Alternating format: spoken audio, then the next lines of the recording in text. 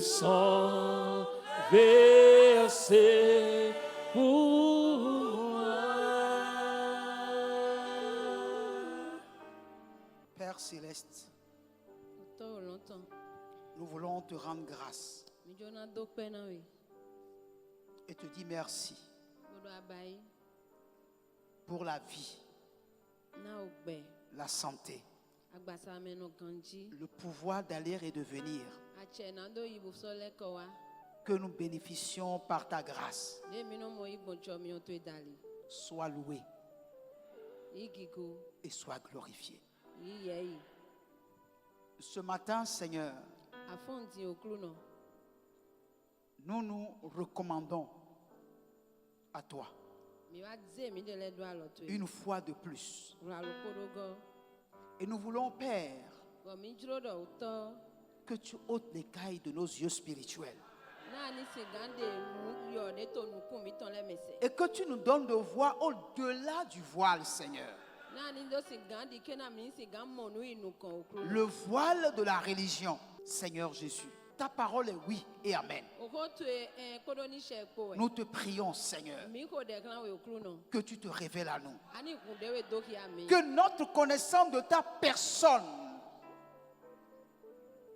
puisse être profonde.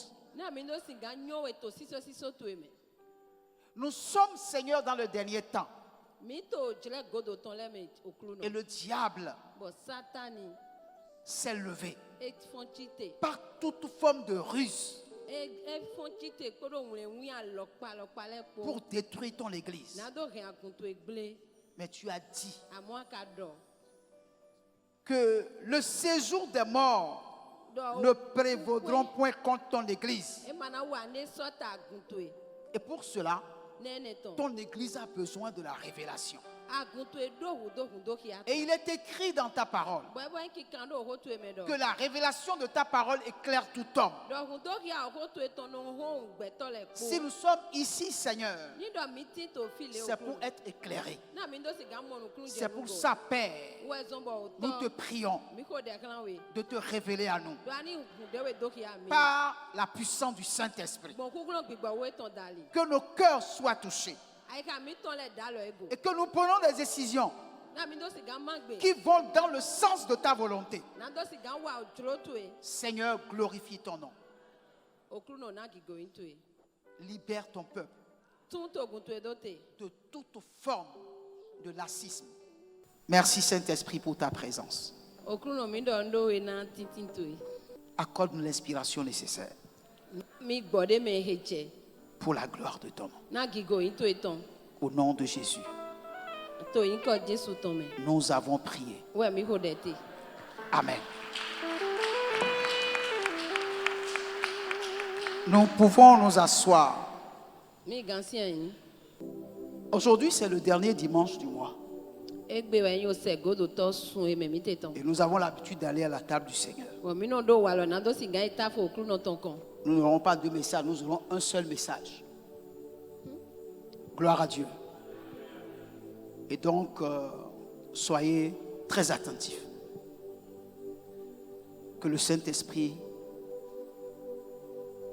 vous rende sensible à sa voix. Alléluia.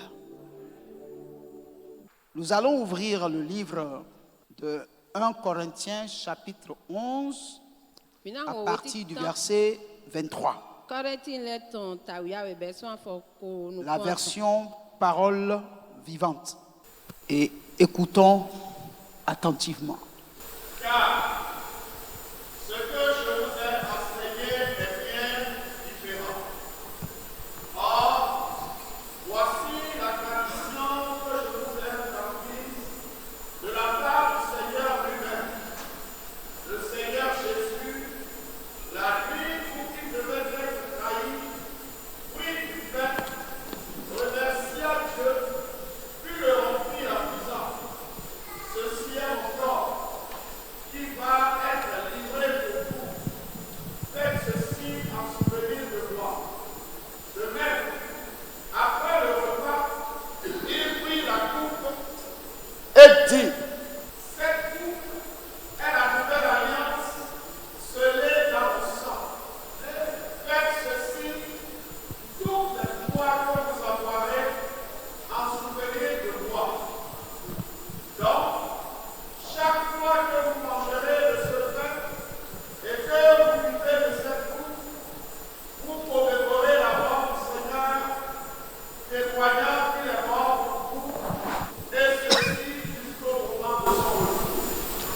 Amen.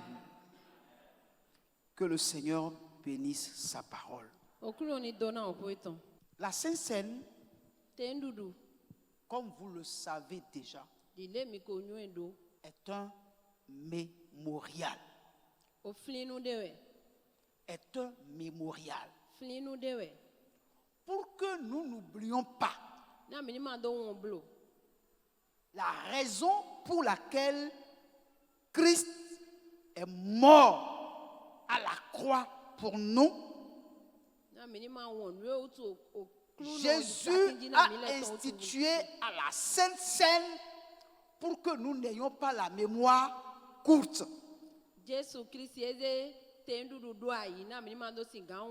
Pourquoi? Parce que nous sommes sujets souvent à l'oubli.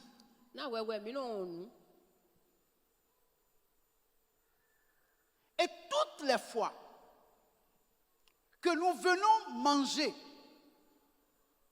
le pain qui est le symbole de son corps qui a été brisé pour nous, ça nous rappelle qu'un innocent, un homme qui n'a point péché, qui n'a rien fait, a pris sur lui la charge d'accepter la conséquence de nos péchés pour que nous soyons acceptés par Dieu.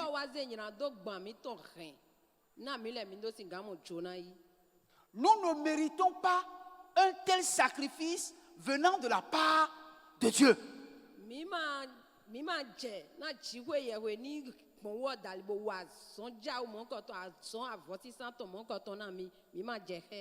Toutes les fois que nous prenons le vin, qui est le symbole de son sang, nous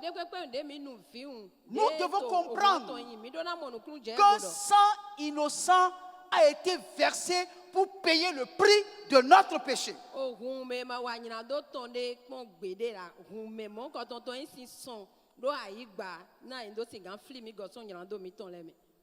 Que nous puissions comprendre que quelqu'un a décidé de donner sa vie pour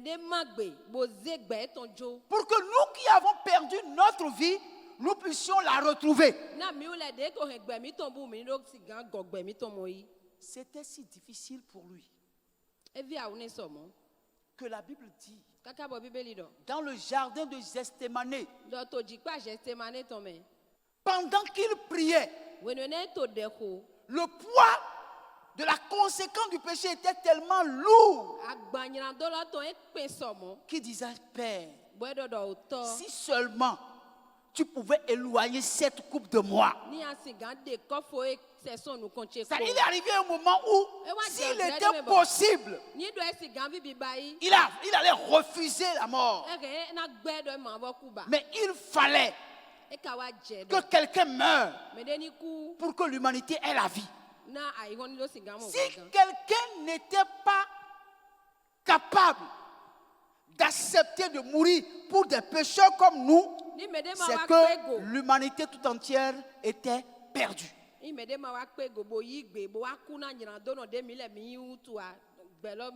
Bible a dit: Dieu a tant aimé le monde, tant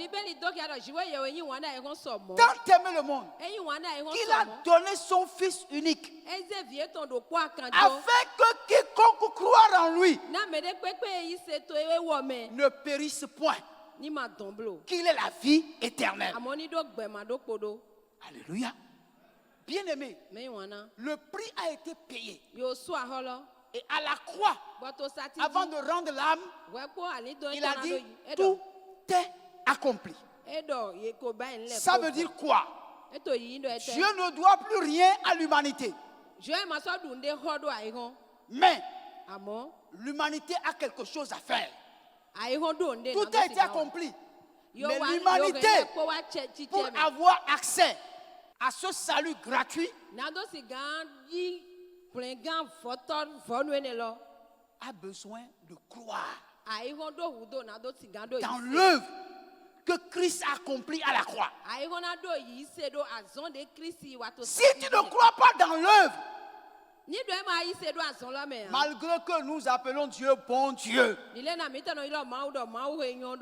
il nous jettera dans l'enfer. Alléluia. Un jour, un de mes professeurs m'a posé une question. Il dit, Camille, tu es tellement attaché à la Bible. Et je veux te poser une question. J'ai dit oui. Il me dit, la Bible dit que Dieu va juger les vivants et les morts. Mais sur la base de quoi Dieu va juger les vivants et les morts? Je lui ai dit, il jugera les vivants et les morts sur un seul sujet. La mort de son fils à la croix. Quiconque ne croira pas à l'œuvre que son fils a fait, il ira forcément en enfer. Il me dit, mais tu as vu combien depuis l'humanité, tous les hommes qui sont nés jusqu'à maintenant et qui naîtront encore, comment Dieu pourra-t-il juger chacun d'eux? J'ai dit, monsieur, je vais vous poser une question. Est-ce que vous avez un casier judiciaire? Il me dit oui. Je dis pas que la chimie, tu as pu avoir un casier judiciaire. Il dit, j'ai été enregistré à ma naissance. Je lui ai dit, mais si Dieu qui envoie chaque homme sur la terre,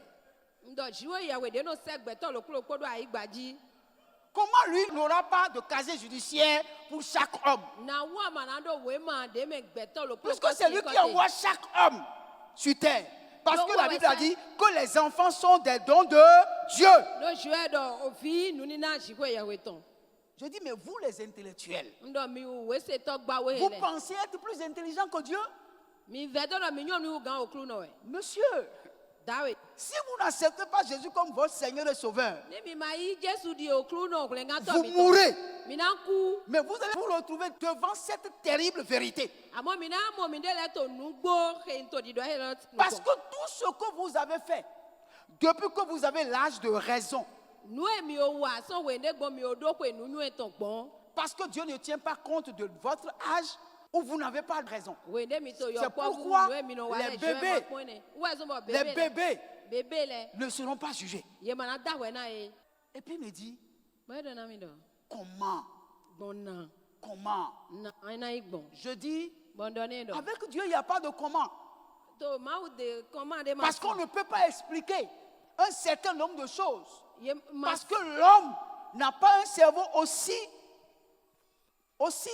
assuré pour comprendre les mystères de Dieu.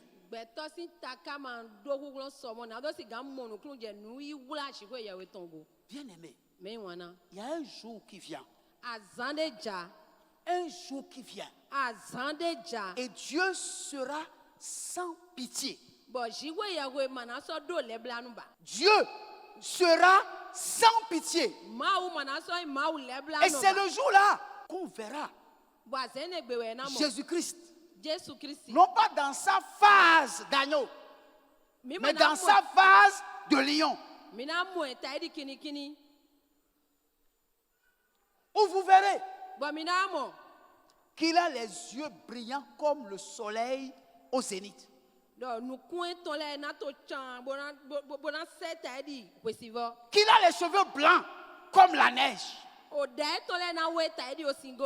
Vous allez voir les chaussures qui sont sur ses pieds comme de l'airain. Et vous verrez une ceinture sur sa poitrine. Et ça, en tant que juge, il ne sera plus un avocat parce qu'actuellement, il joue le rôle d'avocat auprès du Père. Et le rôle de l'avocat, c'est de défendre son client.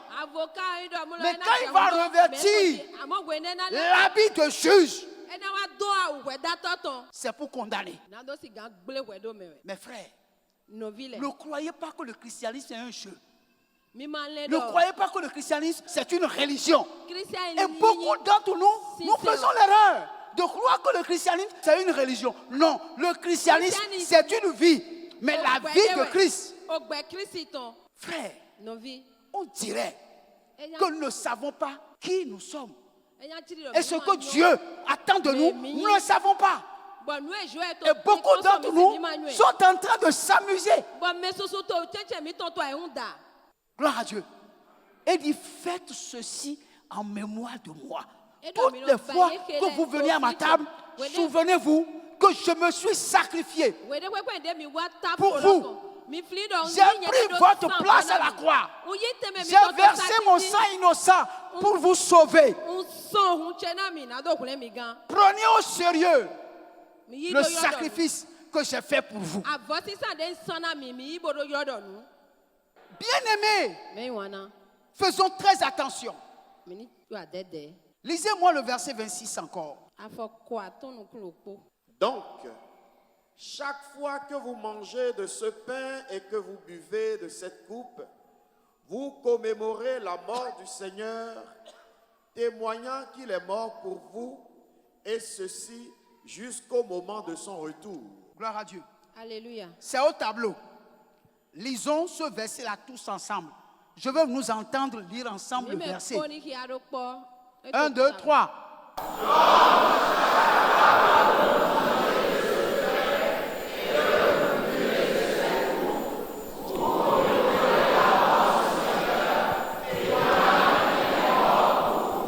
Chaque fois que vous mangez ce pain et que vous buvez de cette coupe, vous commémorez la mort du Seigneur, témoignant qu'il est mort pour vous. Toutes les fois que vous venez manger le pain et vous buvez le vin, vous êtes en train de commémorer sa mort, témoignant qu'il est mort pour vous. C'est un témoignage que vous comprenez qu'il est mort pour vous. Et ceci jusqu'à son retour. Ça veut dire qu'en vous, vous avez le témoignage qu'il va revenir. Qu'il va revenir. Mais il va revenir pour faire quoi? Pour te chercher. Parce qu'il t'a fait une promesse. Il dit, je m'en vais te préparer une place. Quand je vais finir de préparer la place, je viendrai te chercher pour que tu sois avec moi là où je suis. Mon frère, le monde là n'est pas pour toi. Tu as beau te battre pour construire des villas, acheter de grosses caisses, remplir ton compte en banque. Il faut que tu saches qu'un jour, il va venir. Et le jour où il va venir là, il viendra te prendre. Ton compte en banque va rester en banque. Ta villa va rester là. Ta grosse caisse va rester là. Si à cause de ta villa, tu fais des compromis avec la parole de Dieu, la Bible a été claire. 10 vierges se sont préparées pour aller à la rencontre de l'époux. Mais la Bible dit, c'est seulement 5 qui sont rentrés dans la salle des noces. Pourquoi? Parce que les 5 autres ne se sont pas bien préparés. Quand ils sont revenus, et ils ont tapé à la porte, et l'époux a dit, qui vous êtes? Ils ont dit, c'est nous. Vous qui? Vous qui? Je ne vous connais pas. C'est écrit dans la parole de Dieu. Frère, C'est facile de vouloir mener une vie facile dans le Seigneur. C'est facile de croire que si nous sommes chrétiens, s'ils n'ont pas de villa, n'ont pas de voiture, n'ont pas d'argent, le Seigneur ne nous aime pas. Nous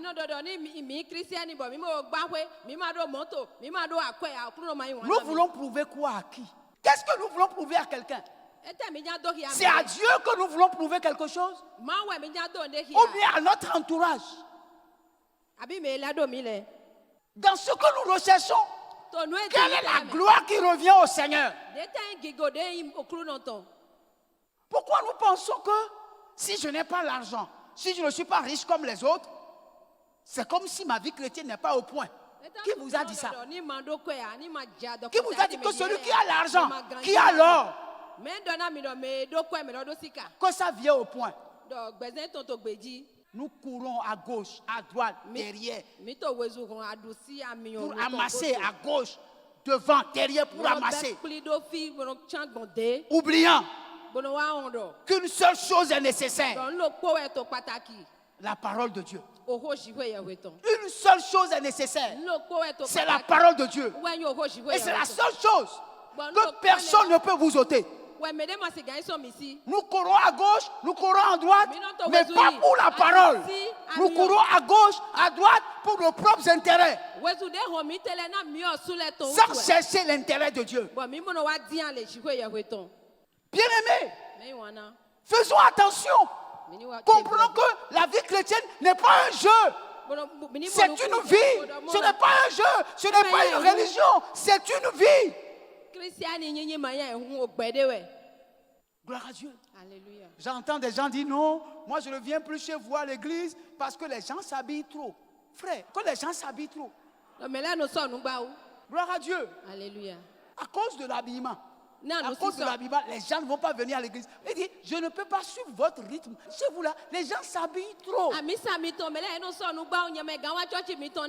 Gloire à Dieu. Ce n'est pas interdit de venir à l'église en rayon. Ce n'est pas interdit à un mécanicien de quitter le boulot et de venir adorer le Seigneur. Gloire à Dieu. Mais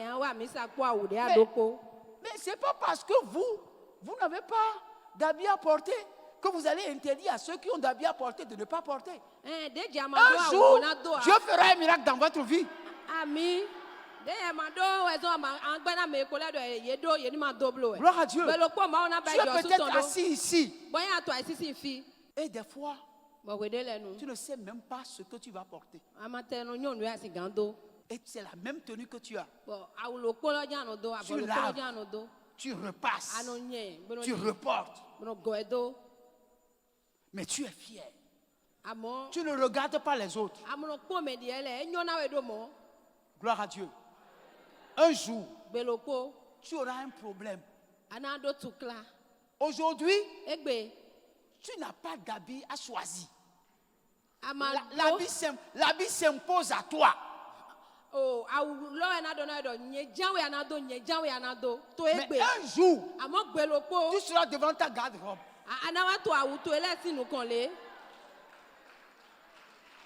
Et maintenant, c'est toi qui auras des problèmes pour porter d'habits parce qu'il y en aura tellement que tu ne sauras pas quel habit il faut porter.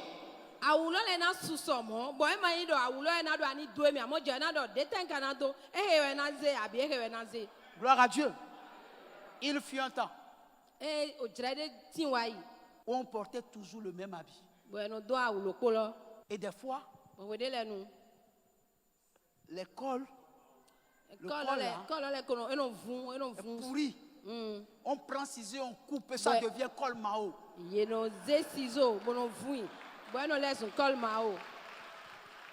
Gloire à Dieu. Et on continue la marche. Mais aujourd'hui, gloire à Dieu. Aujourd'hui, donc il y a un temps pour tout.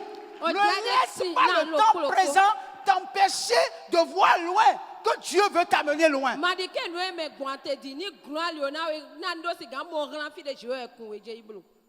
Que tu sois bien habillé ou que tu sois mal habillé, ce n'est pas ce qui est important. Ce qui est important, c'est que tu hérites le royaume de Dieu.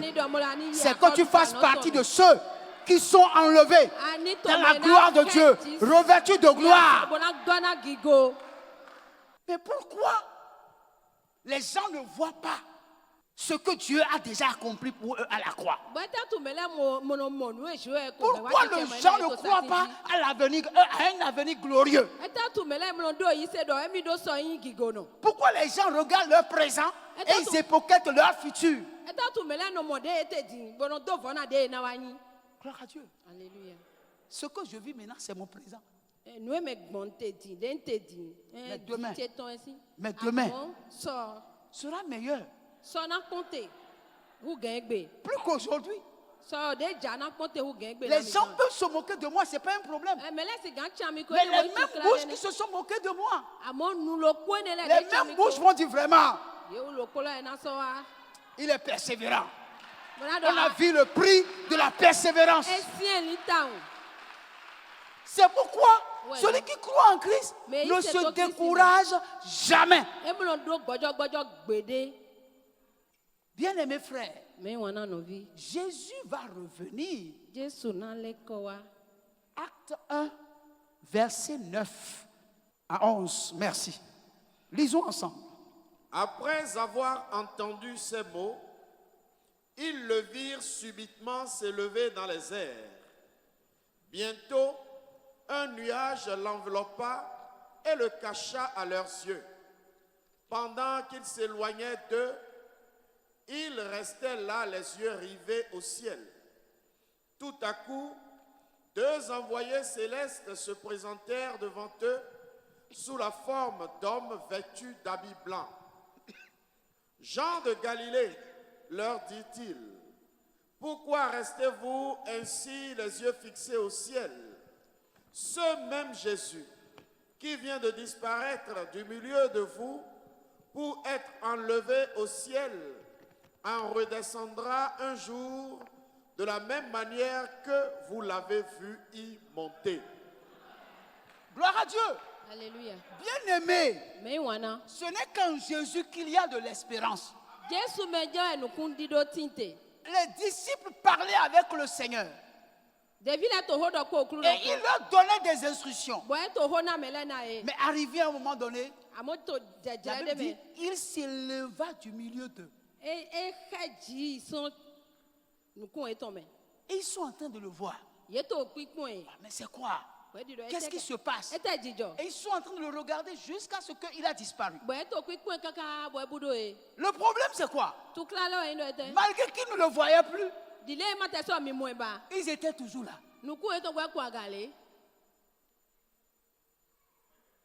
Quand ils étaient comme ça, à quoi pensaient-ils? Qu'est-ce qui se passait dans leur cœur? Il a fallu que les deux anges viennent pour les ramener dans la réalité. Homme de Galilée, pourquoi vous avez vos regards fixés en haut? Il faut me relire ça. Le verset là, Galiléen. Jean de Galilée, leur dirent-ils, pourquoi restez-vous ainsi les yeux fixés au ciel? Ce même Jésus qui vient de disparaître du milieu de vous pour être enlevé au ciel en redescendra un jour de la même manière que vous l'avez vu y monter. Gloire à Dieu. Alléluia. La parole nous confirme que Jésus qui est monté au ciel redescendra de la même manière qu'ils l'ont vu monter au ciel. Ne perdez pas espoir. Il vous a dit qu'il va revenir. Il reviendra. Et le problème c'est quoi? Peut-être eux ne seront plus vivants pour le voir.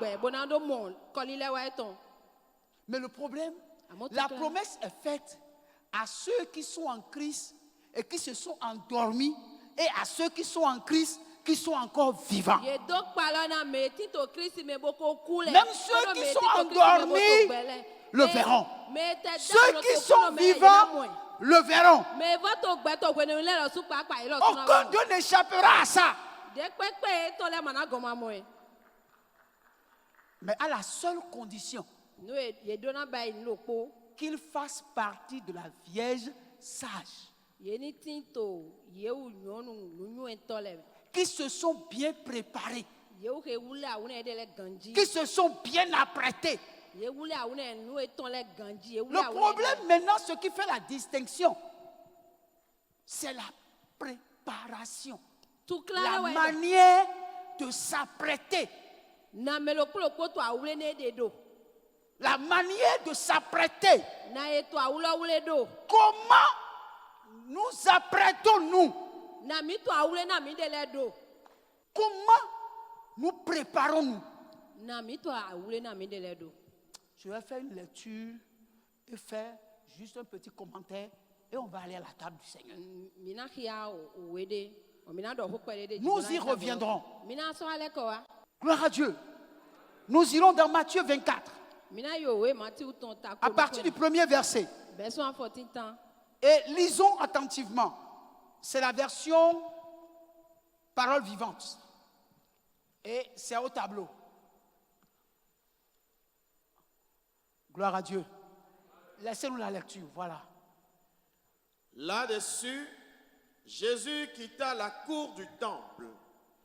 Tandis qu'il s'éloignait, ses disciples le rejoignirent pour lui faire remarquer la beauté de l'édifice.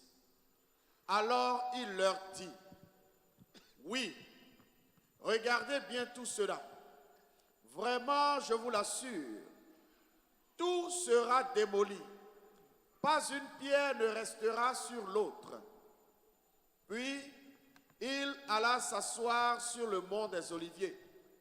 Ses disciples s'approchèrent et le prirent à l'écart pour lui demander, « Dis-nous, quand cela se produira et quel signe précédera ton retour et la fin du monde? » Jésus leur répondit, « Soyez sur vos gardes et faites bien attention que personne ne vous induise en erreur, car plusieurs viendront et se présenteront sous mon nom. Ils vous diront, « Je suis le Messie », et ils induiront beaucoup de gens en erreur. Vous entendrez parler de guerre et de menaces de conflit. Attention, ne vous laissez pas troubler par ces nouvelles, car tout cela doit arriver, mais la fin du monde ne viendra que plus tard. En effet, on verra se dresser race contre race, État contre État. Il y aura tantôt ici, tantôt là des épidémies, des famines et des tremblements de terre. Or, toutes ces choses ne seront que les premières douleurs de l'enfantement du monde nouveau. Alors, on vous livrera à la torture et l'on vous mènera au supplice. Tout le monde vous détestera parce que vous portez mon nom. À cause de cela, beaucoup de gens abandonneront la foi. On se dénoncera mutuellement et cela suscitera beaucoup de haine entre les uns et les autres. De nombreux faux prophètes surgiront et ils entraîneront beaucoup de gens dans l'erreur et, comme les gens vivront de plus en plus sans foi ni loi et que le mal fera des progrès constants, l'amour du plus grand nombre se refroidira. Mais celui qui tiendra ferme jusqu'au bout sera sauvé. Cette bonne nouvelle du règne de Dieu sera proclamée dans le monde entier pour que tous les peuples entendent ce témoignage rendu à la vérité. Alors seulement viendra la fin. Alors, bien-aimés, je veux vous poser une question. Tout ce que le Seigneur a dit là, parce qu'on lui a posé 3 questions. La première question, quand est-ce que le temple de Jérusalem sera détruit? Deuxième question. Quels sont les signes de ton avènement? Troisième question.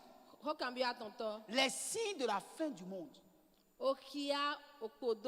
Ça fait 3 questions. Et dans le livre de Matthieu 24, Jésus a répondu à toutes les 3 questions.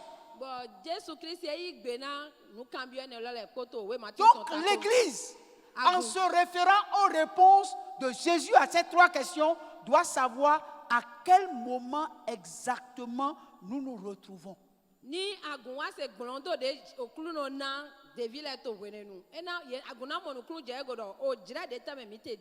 Parce que normalement, l'Église ne devait plus être sur la terre quand la fin du monde va arriver. L'enlèvement doit avoir lieu avant la fin du monde. Mais Jésus a donné la réponse en disant tous les signes qui sont liés à la destruction du temple de Jérusalem, aux événements liés à son avènement, et les signes qui annoncent la fin du monde. Bien-aimés, les hommes pensent qu'ils sont intelligents. Mais la Bible a dit nul n'est intelligent. Celui qui a créé le monde, il a un calendrier pour son monde. Bien-aimés, pour que l'Église naisse, Dieu a aveuglé Israël. Israël attendait le Messie. Mais quand le Messie est arrivé, Israël ne l'a pas reconnu comme Messie. C'est pourquoi ils l'ont rejeté. Et nous l'avons trouvé. Par la mort à la croix. Si Israël avait reconnu Jésus comme son Messie, les paniers sont foutus. Mais la Bible a dit, Dieu les a aveuglés pour que ceux qui ne le cherchaient pas puissent le trouver. Gloire à Dieu. Mais la Bible a dit que Dieu n'a pas rejeté son peuple d'Israël pour toujours. Donc il a fixé un temps pour que Israël puisse le reconnaître. Mais avant que le temps n'arrive, la totalité des païens doivent d'abord entrer. La totalité des païens qui doivent croire en Jésus doivent d'abord entrer. Parce que l'enlèvement annonce le retour de la parole en Israël. Les Juifs doivent croire et accepter leur Messie. Tant que l'Église sera sur la terre, Israël ne va jamais accepter Jésus. Ça veut dire quoi? L'Église a un temps déterminé à faire sur la terre. Parce que la parole doit retourner en Israël. Les Juifs doivent croire en leur Messie. Ils doivent accepter leur Messie. Mais notre ignorance fait que nous croyons que le temps de l'Église sur la terre est indéterminé. Non, le temps de l'Église sur la terre est déterminé. Et plus le temps s'approche, plus le diable envoie le péché dans l'Église. Et le péché le plus dangereux que le diable envoie aujourd'hui à l'Église, c'est la fornication, c'est l'adultère. Pourquoi? C'est le péché que Dieu ne tolère pas. Et le diable a envoyé l'esprit de la fornication, de l'adultère dans l'église. Et les enfants de Dieu, c'est dans ça qu'ils sont. Ils sont dans l'église. Ils se couchent entre eux sans se marier. C'est le péché que Dieu hait le plus. Et le diable sait que quand nous rentrons dans ce péché-là, Dieu va nous abandonner. L'Esprit de Dieu ne sera plus efficace au milieu de nous. Les gens vivent le péché allègrement, sans remords. Ils s'amusent avec le sexe. Continuez à parler en langue, croyant que le Saint-Esprit est encore avec eux. Nous devons aller manger à la table. Comprends, mon frère. Manger à la table, c'est témoigner que tu reconnais que Jésus est mort pour toi à la croix, que son corps a été brisé, son sang a été versé pour que tu sois sauvé et que tu ne vives plus la vie de païen, mais que tu vives la vie de Dieu, la vie de sainteté, la vie de la crainte de Dieu, la vie de la vérité, la vie d'amour, la vie de reconnaissance et de témoignage. Que sert-il à un homme de gagner le monde entier, d'avoir femme, mari, enfant, villa, voiture, argent, s'il perd son âme? Ce matin, Dieu interpelle chacun de nous. Personne d'entre nous n'échappe à cette thèse-là. Personne. Personne n'est accepté. Et vous savez que c'est la pure vérité. Vous le savez. Dans votre âme et conscience, vous savez que c'est la vérité. Et vous savez que ceux qui commettent ces choses n'hériteront pas le royaume de Dieu. Vous le savez. Vous le savez. Vous savez que cette sorte de vie que vous menez est condamnable par la parole de Dieu. Vous le savez. Vous le savez. Et pourtant, vous ne voulez pas vous repentir. Vous ne voulez pas naître de nouveau. Bien-aimé, Jésus est à la porte. Il est à la porte. Parce que vous voyez ces choses arriver. Les épidémies vont se multiplier. Parce que les hommes méchants sont en train de préparer des virus dans des laboratoires pour diminuer la population mondiale. Vous le savez, vous les entendez. Un État se lève contre l'autre État. Ça a commencé. Mais avant que ça ne s'éclate, l'Église doit être enlevée. Beaucoup de chrétiens ne connaissent même pas ce que c'est que l'enlèvement. Beaucoup de chrétiens ne savent même pas comment ça va se passer. Ils ne savent même pas comment il faut se préparer. On est là à parler, on va être prospère. Nous allons être prospères. Nous allons être prospères. Et après prospère, il y aura Gaspard.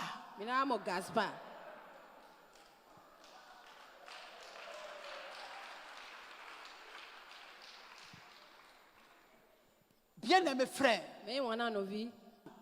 c'est mon appel.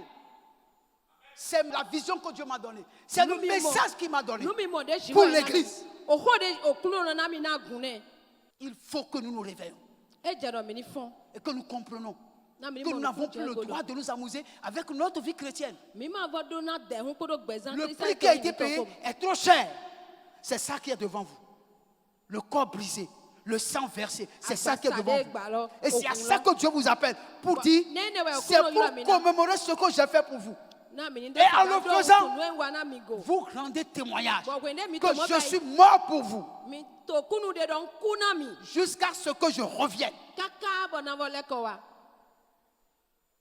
Finissez avec les conflits, la jalousie, les compromis, l'adultère, la fornication. Il faut que nous puissions finir avec ça. Il y a certaines choses que nous-mêmes nous devons prendre la décision de laisser. C'est nous-mêmes. Il faut une petite volonté de notre part pour que le Saint-Esprit nous accompagne. Cessez de vous cacher derrière quelques versets bibliques. Non. Non. Je vous dis la vérité. Et Dieu ne me condamnera pas de vous dire la vérité. Parce que je veux être clair. Je ne veux pas que votre sang s'attache à moi, qu'on me dit que toi, tu ne vas pas rentrer. Je veux rentrer. Je veux rentrer. Aucun de vous, aucun de vos sangs ne s'attachera à moi. Je veux entrer dans le ciel. Je crois à l'enlèvement. Je crois à l'enlèvement, frère. Et je veux être enlevé. Mais je veux que chacun de vous soit enlevé. Prions le Seigneur. Père, je veux te dire merci pour ton amour envers chacun de nous. Merci pour le rappel de ce que tu as accompli pour nous à la croix. Merci Seigneur ce matin encore de nous permettre de comprendre le sens du pain qui représente le symbole de ton corps qui a été brisé. Nous sanctifions le pain et nous sanctifions le vin pour que nous l'apprenons avec action de grâce en annonçant ta mort et ton sang versé pour chacun de nous. Seigneur, fais-nous grâce. Fais-nous grâce ce matin que nous ne manquons pas l'enlèvement. Merci pour ton amour. Merci pour ton amour. Merci pour ton amour. Mon frère, élève la voix là où tu es et parle au Seigneur. Je ne sais pas ce que tu as compris dans le message de ce matin, mais je suis convaincu que le bras d'amour du Seigneur s'est à nouveau tendu vers toi. Je veux que tu parles au Seigneur par rapport à ce que tu as compris. Mais nous pouvons prier par rapport à ce que nous avons compris. Élève ta voix et parle au Seigneur au nom de Jésus. Prie maintenant. Pendant que vous montez, vous aussi priez. Pendant que vous montez, vous aussi priez. Vous en avez besoin. Mon frère, ma soeur, où que tu es, je veux te prier de parler au Seigneur, de lui ouvrir ton cœur.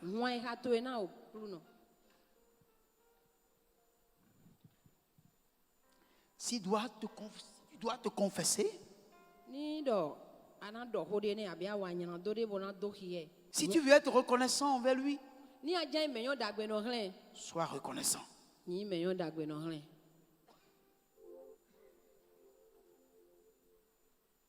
Que chacun s'examine avant de venir. Qui suis-je pour que le roi des cieux m'ouvre ses bras? Vous pouvez avancer. Perdu mais trouvé sur la conduite des sentinelles. Son amour pour moi, son amour pour moi, il m'a libéré.